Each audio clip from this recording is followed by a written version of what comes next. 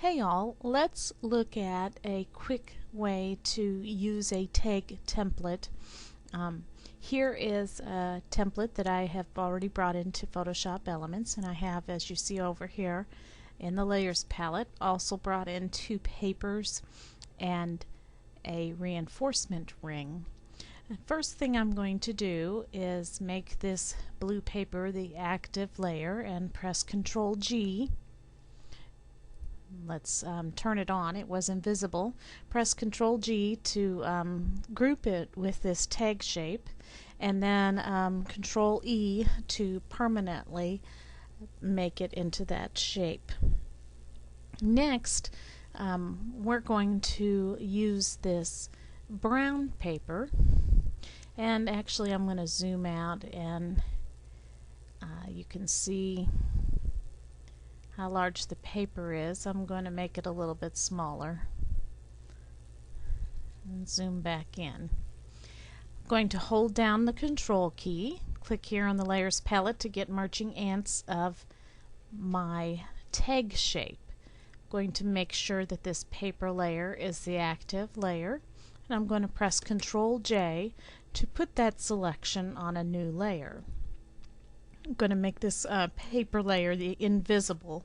Now you can see here I've cut that shape out of the paper, but it's covering up this previous shape of the aqua, I guess you would call it. And so what I want to do is my goal is to make a border from this brown, and so what I'm going to do is hold down the Control key and click on this layer once again to get those same marching ants. I'm going to go to the Select drop down menu, Modify, and Contract. And now this number you can play with to best suit your needs and your wants, and to get a variety of different types of tags, but I'm going to put in 40 in mine and click OK. You can see it made my selection smaller. So now, making sure that this brown layer is my active layer, I'm just going to hit delete on the keyboard, Control D to deselect, and I have that brown paper now as a border around my tag. I'm going to activate this reinforcement circle. It's going to take just a little bit to get it right in place. I don't think it's right in place, but what I'm going to do is I'm going to cut that out of brown also. So I'm going to hold down my Control key and click on it here. Now you can see those marching ants around it. I'm going to go down here and make sure my brown paper layer is the active layer. Control J, and you can see the new layer here. I'm going to raise it up, make this one invisible, and let's apply a little bit of a drop shadow to it. That's a little bit too high.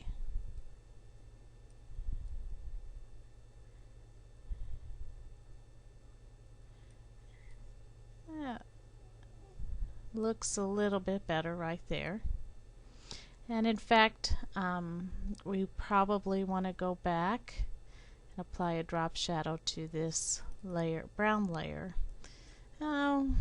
Except for we don't want, if we're going to be sharing this tag, we really don't want that to be over here on the left side. Let's also lower this one.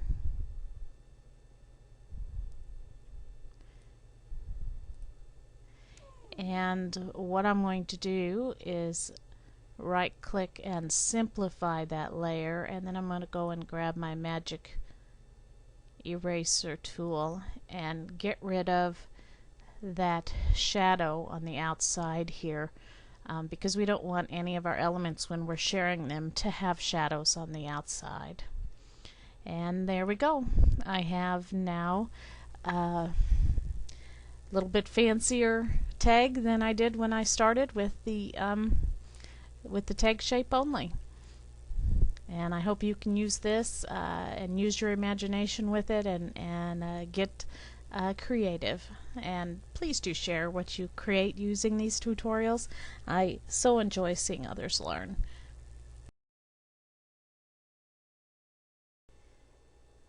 Next, I'm going to share with you how to put a metal border around this tag. I can think of several ways to do this, but I'm going to share with you the method that was used in my original tutorial that I wrote several years ago because it seems to work well. And of course you can play with other methods, just use this as inspiration. I'm going to first hit Control G to group this with my tag shape. We've done this in many tutorials. Control E, and now I've cut that paper right out of there. Next, I'm going to hold down the Control key and click over here in the Layers palette to get those marching ants. You find me doing that in many tutorials, so I'm not going to go into details on how to do this. And next I'm going to go to the Select drop-down menu, Modify, and this time we're going to expand the selection by 20 and click OK.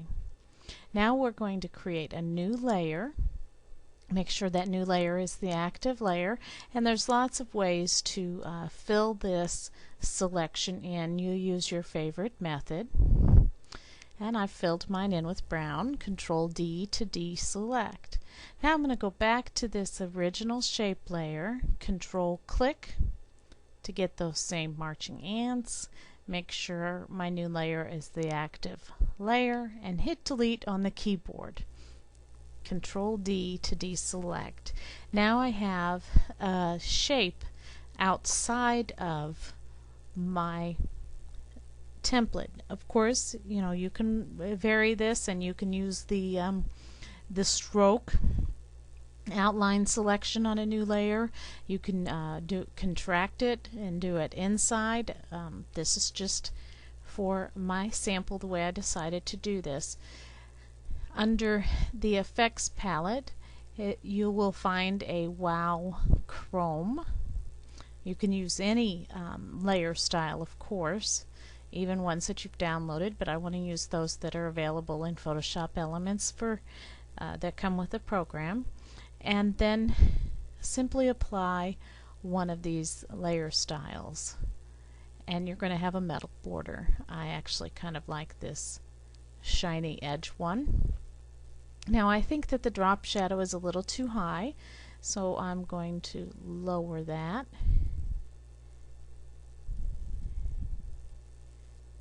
You got to kind of play around with it as you move the sliders and eye it to what you think is best. And now we have a metal border around the tag. However, if I'm going to share this would be fine to do this right in my layout and leave it just like this. However, if I'm going to share this on the internet for a free download, remember that in general we do not want shadows on our layouts, and there's actually a small shadow right around here. And so I'm going to right click on this layer, choose Simplify, grab my magic eraser. Now I want the shadow in here, but I just don't want it outside.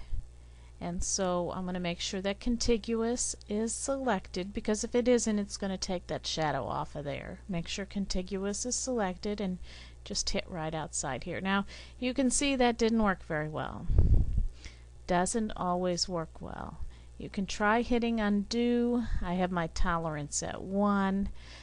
So what I'm going to do next is to control click on my shape again. I'm going to contract it, expand it again, and so it's on the outside of that. Then I'm going to inverse it. Make sure I'm on the right layer, hit delete, and now the shadow is gone outside of there. So sometimes using the magic eraser when using layer styles works sometimes if the colors are too similar, as in gray on gray. It doesn't. You have to use your head and find other ways to get rid of that drop shadow. And so here I have my tag, and I hope this has given you some inspiration. As I said, use any of the many layer styles that you can find on the internet for free, for purchase, or use any of these that come right here in Photoshop Elements and just play with them until you come up with something very creative on your own, and please do share.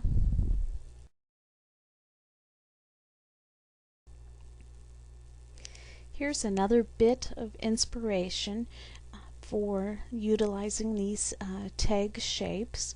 I have here a tag that I've created, and it consists of some grass cut into the shape of the tag. Took a picture of some grass, and I actually spied a 3-leaf clover right there in the grass while creating this. There's several of them. It was at the park. I put a border with a little bit of texture around the outside, added a journal mat and a little bit of text. Now I'm going to make this into a guy cool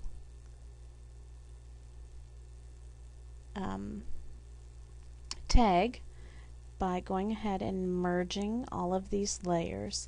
Then I'm going to hold down the Control and the Shift key. I'm going to drag out these edges, and by holding them both down, the Shift and the Control key, it keeps the tag in perspective. Now you can change this tag shape before you put it all together, but then you're not going to have this perspective maintained.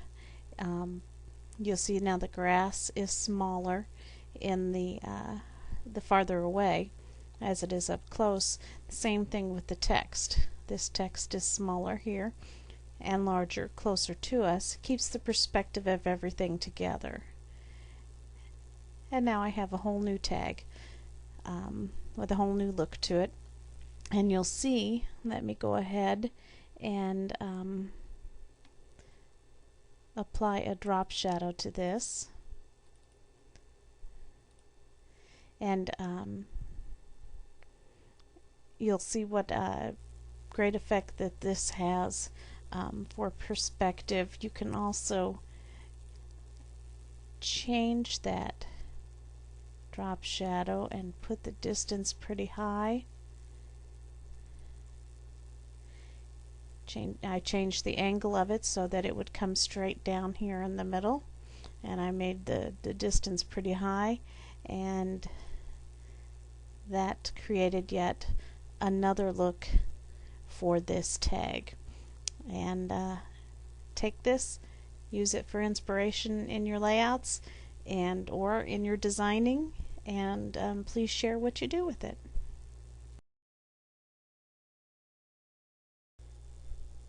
Here is another little bit of inspiration for utilizing tag shapes.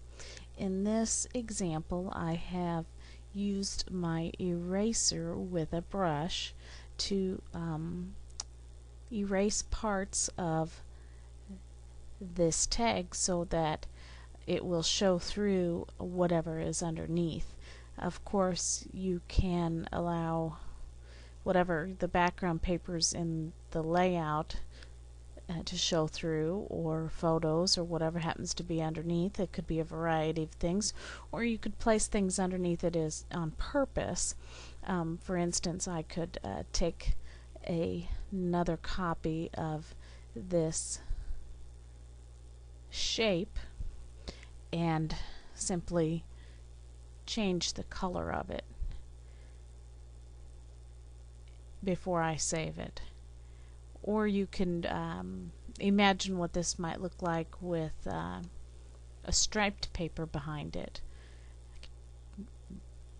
I could just put white behind it, a solid color, and save it like that. So you can really, black looks good too.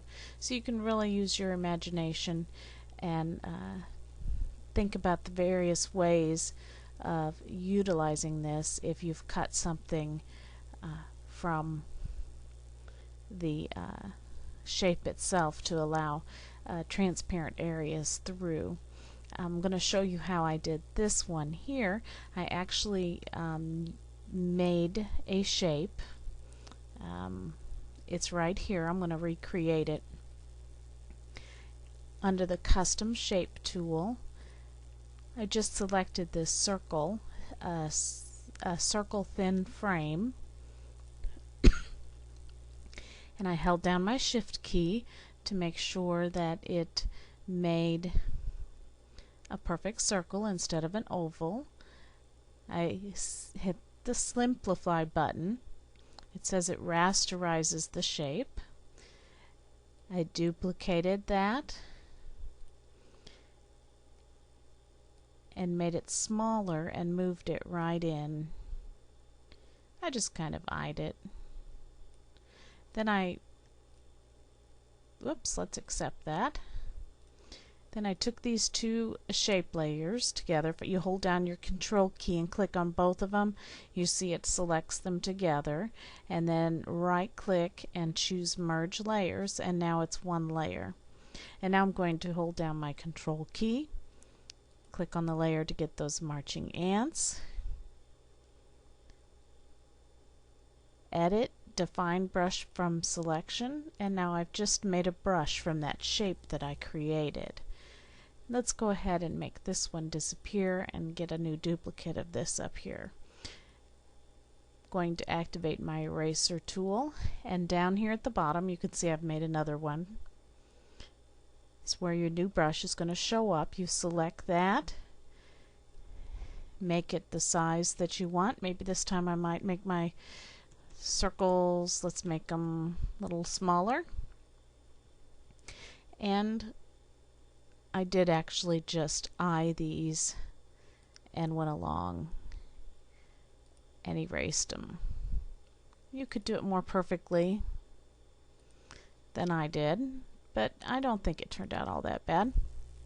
And I eyed it and went around, and so you can use any shape that you can come up with. Use your imagination. Maybe you just might want to do something fancy in the corners, maybe something out in the middle. Use your imagination and come up with something creative, and please share with us.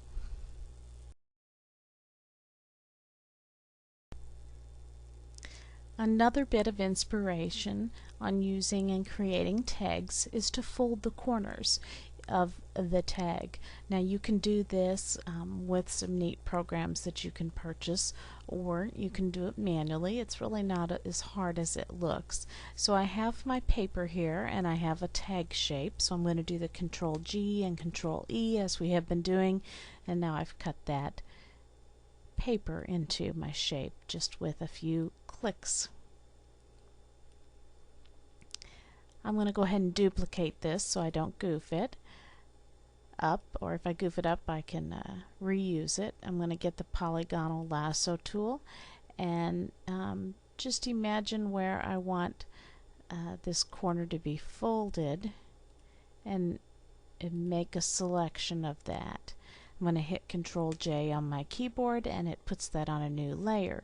But now I want this area to be deleted from the original, so I'm going to Control click on that new layer to get those marching ants, make sure I'm on my original layer, and hit delete on the keyboard. Now you can see I've deleted that from the corner. Now we're going to turn this new shape. So I'm going to go to Image, Rotate, and Layer 180. Now you can see it's perfectly there where it needs to go, but you can't hardly see it, so we need to do a few more things to it. Sometimes when the layers are flipped, they need to be just a tad lighter. This is a matter of preference. So that's one thing you can do. Adding a drop shadow is another thing, but you're going to want to turn that drop shadow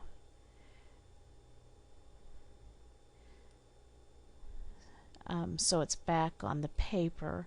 And actually, after you do that, I would simplify that layer. In Photoshop Elements 6 anyway. I know in 3 we were able to choose different angles for different layers, and we can't do that in 6, so that is why I simplified this in 6.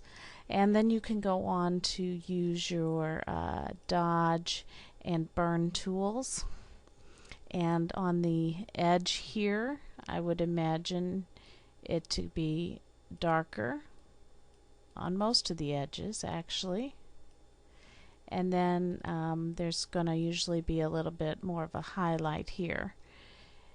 That may be a little too much.